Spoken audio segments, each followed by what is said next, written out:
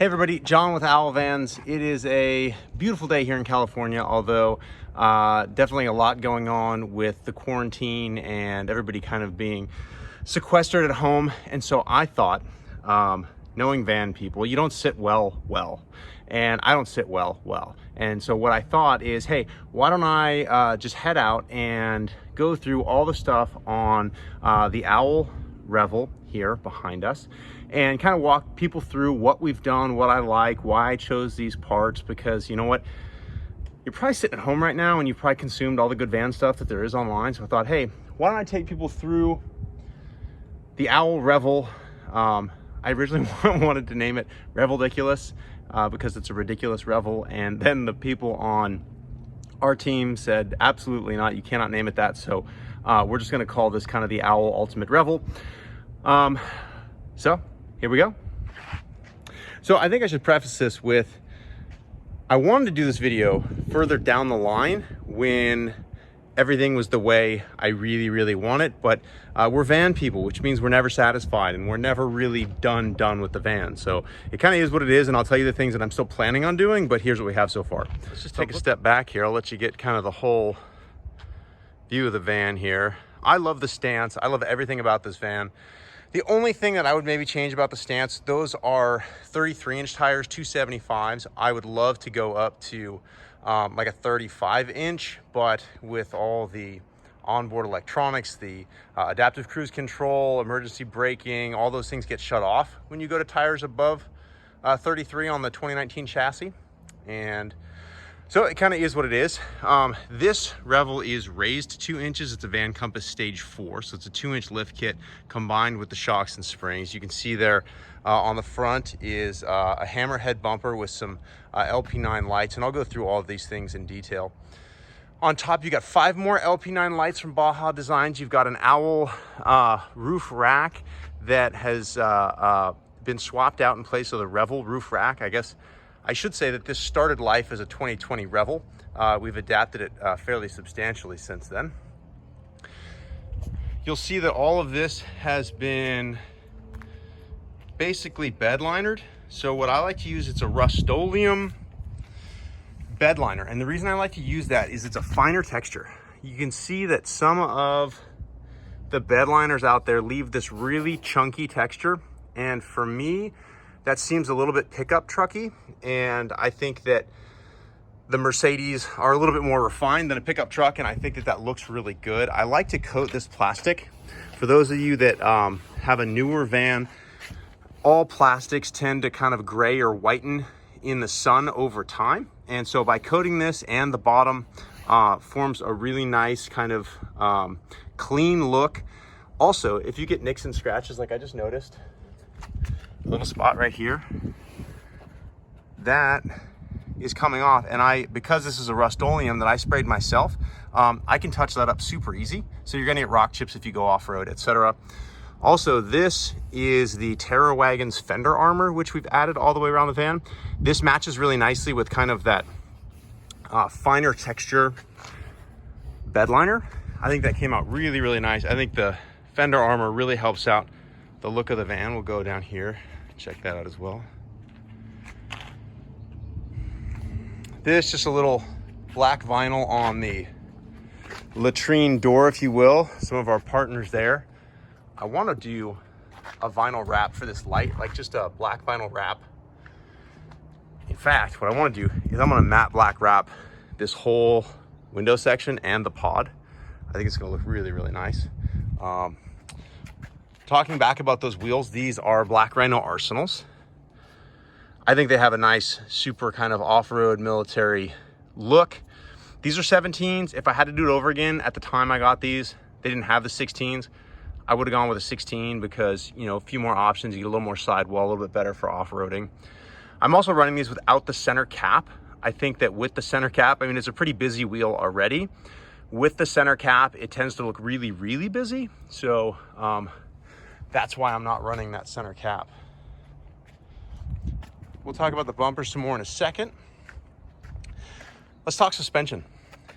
If there is one thing that you do to your, whether it's a Revel or just a built out Sprinter van, that is going to make a world of difference, its suspension. This is a Van Compass Stage 4. You see you get the dual front shocks. These are heavy vehicles. It really helps dampen any impacts. You also get the super springs up front. You get an add leaf in the back, which really helps out.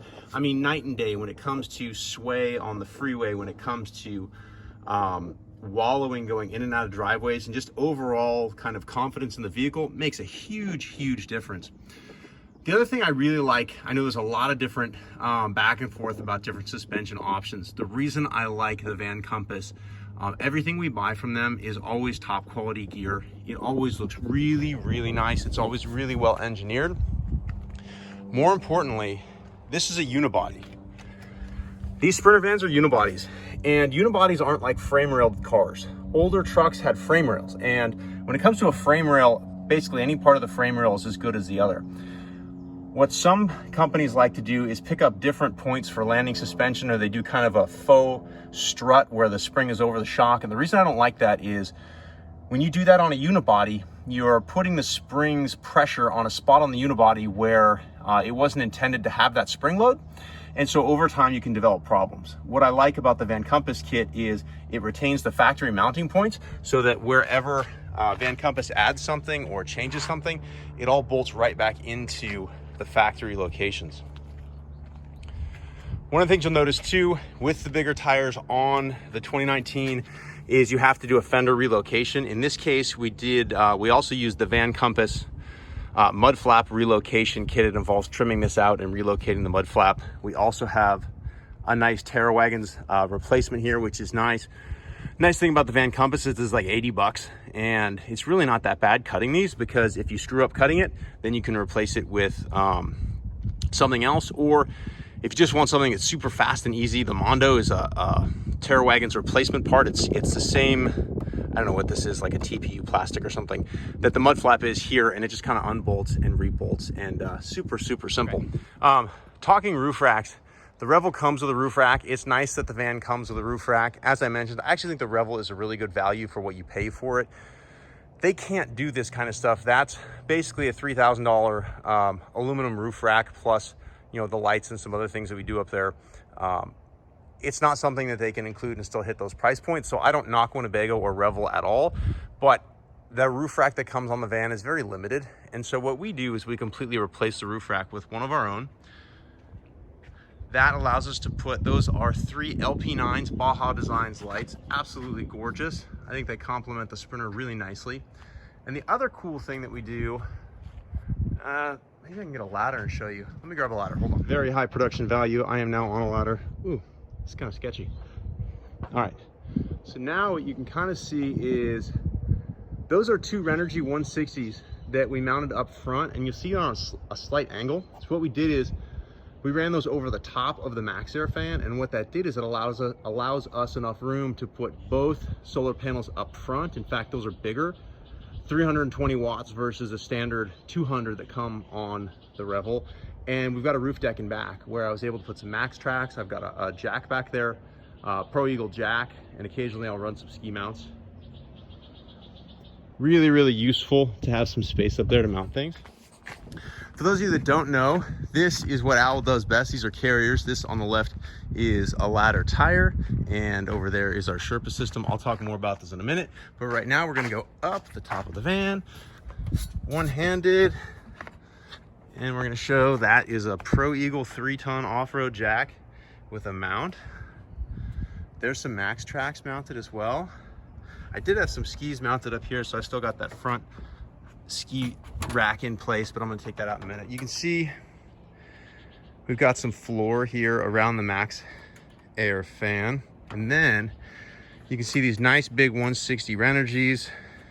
They plug right into the factory solar outlet. You've still got clearance for your van, for your bathroom. And then on this side, you'll notice the awning's been relocated. So we have some custom brackets that we make.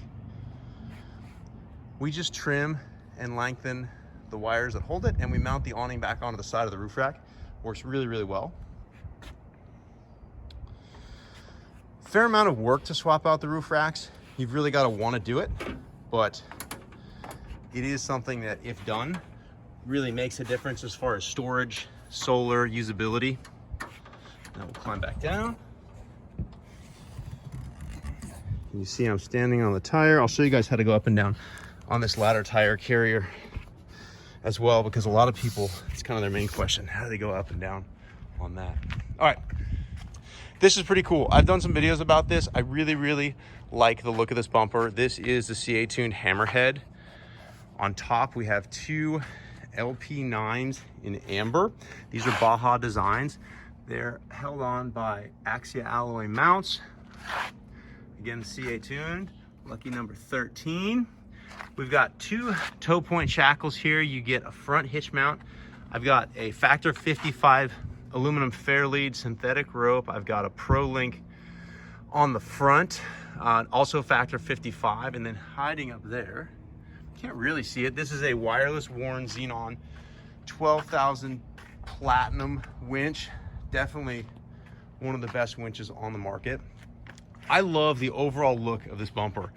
As I've said in other videos, I think most of the bumpers out there for Mercedes destroy the look of the van. The actual designer of the vehicle would be horrified, but these bumpers blend in so nicely. They've got that nice bottom lip. We're gonna do some Van Compass skid plates under here shortly. Those are coming in, and I like how that bumper just kind of leads right into those skid plates. A nice amount of protection for the radiators.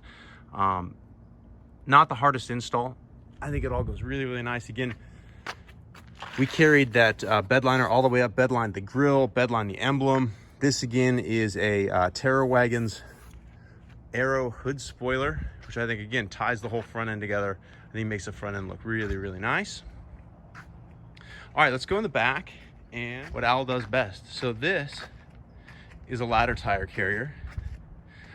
I love this product. It's all TIG welded, mandrel bent aluminum. It's rock solid. It is a way to get your ladder off the side of the van. Why don't I like side ladders? Well, I've had a number of folks come in here, and what happens with a side ladder is they stick out and you catch them on things. You hook branches, you hook stumps, you can't get places. And these pinch welds down here at the bottom of the rocker panels, when those ladders get caught, they tear that. And they can also tear holes in your roof. So no reason to have something out in the wind, catching debris, making noise. Two birds, one stone. Owl ladder tire carrier. I also think it just looks damn good.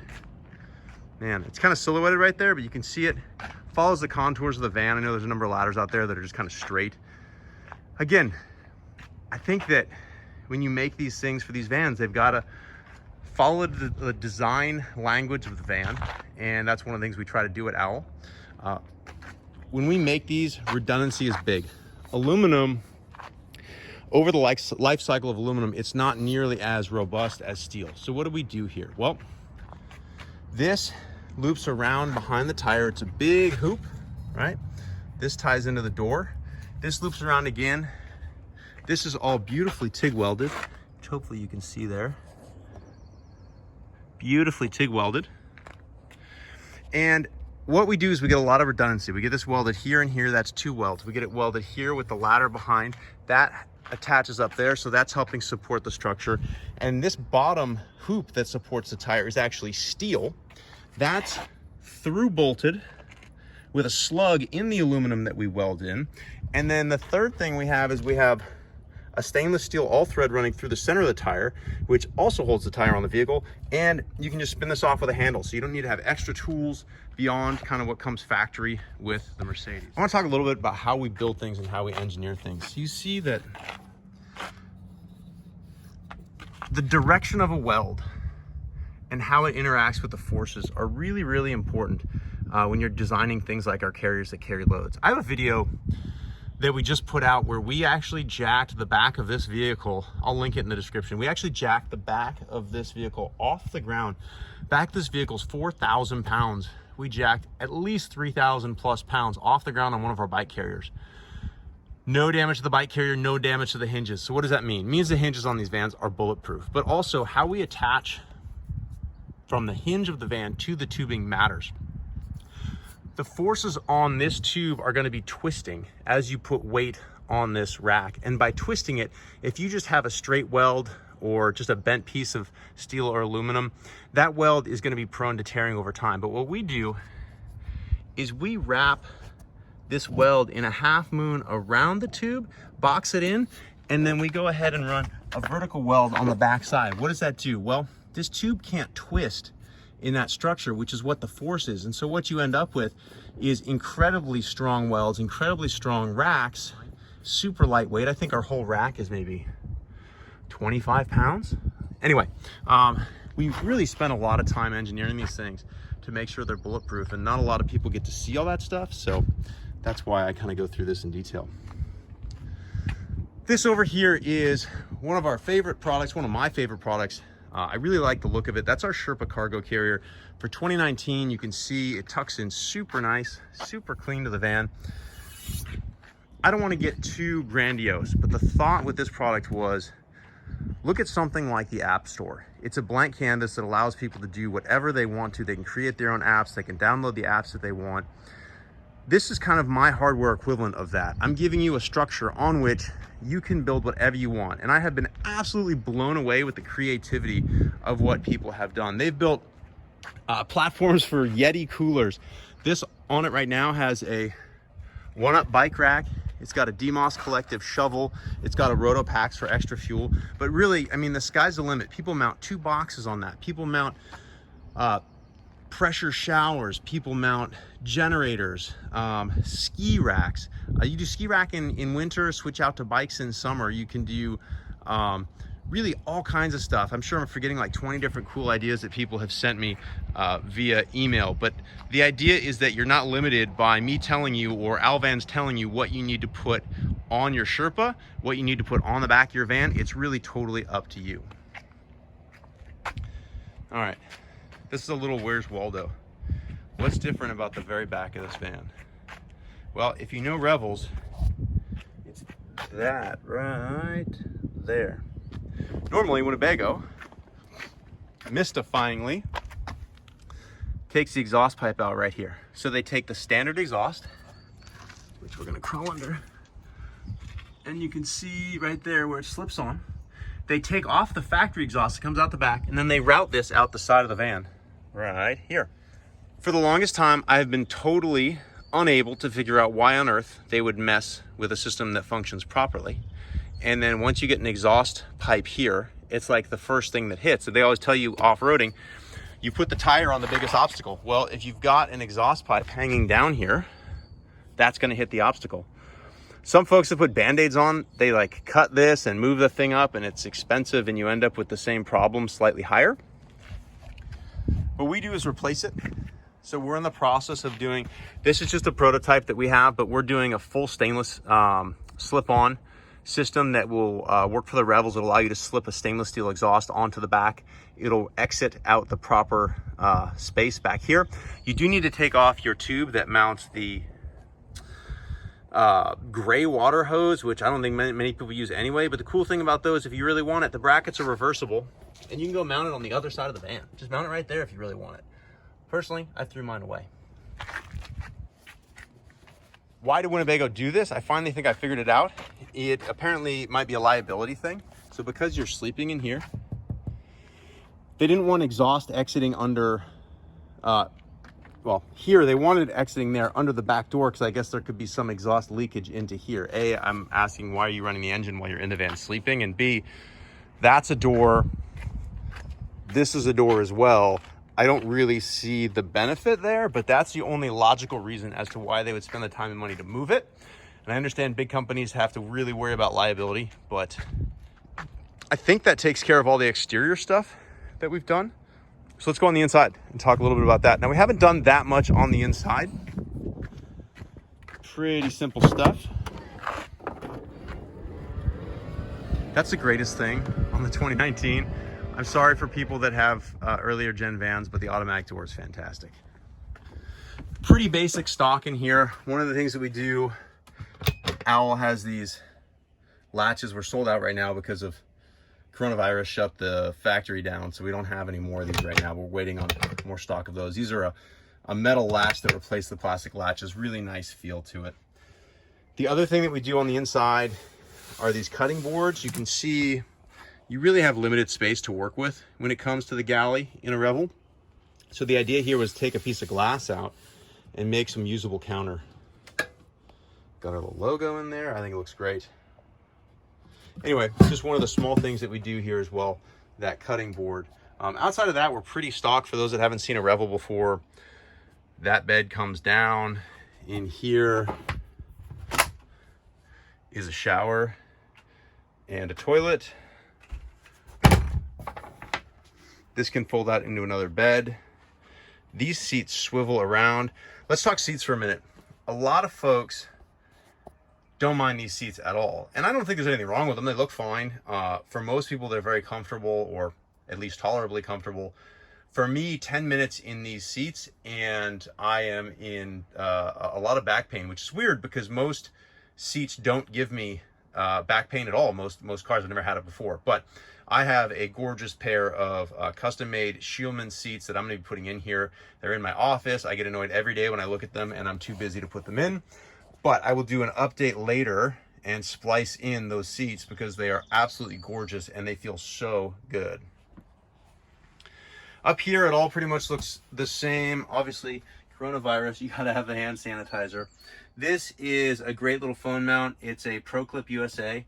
That is really convenient because you can drop your phone right in and the CarPlay starts. I gotta run this wire under the dash, which I will do, but it's one of those things, right? You're gonna get around to it and you just don't. Up here, a lot of people realize these headliners can be used for patch kits. So we've got a lot of patches.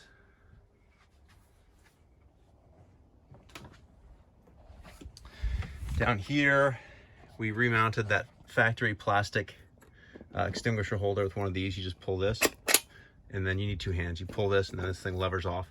A much nicer way to mount the fire extinguisher. And then here, we've just got a little extra storage on the back of the seat. It allows you, this is in case, in this case, some Band-Aids and some other pouches. Anyway, I don't know if you found that informative, if you found any ideas that you might want to use on your Sprinter or your Revel, but I thought, you know what, instead of sitting at home, nothing to watch, instead of me sitting at home and continuing to kind of just think about what's going on right now, I thought I would kind of be proactive and maybe show people something that might distract them for at least 15-20 minutes. If you have any questions, you can visit us on the web, www.owlvans.com. Again, my name is John. You can also email support@owlvans. We have all kinds of products. We have regular tire carriers, bike carriers, boxes, all kinds of stuff for your Sprinter van. And we also have a YouTube channel where you can see more awesome videos like this one. Thanks for listening.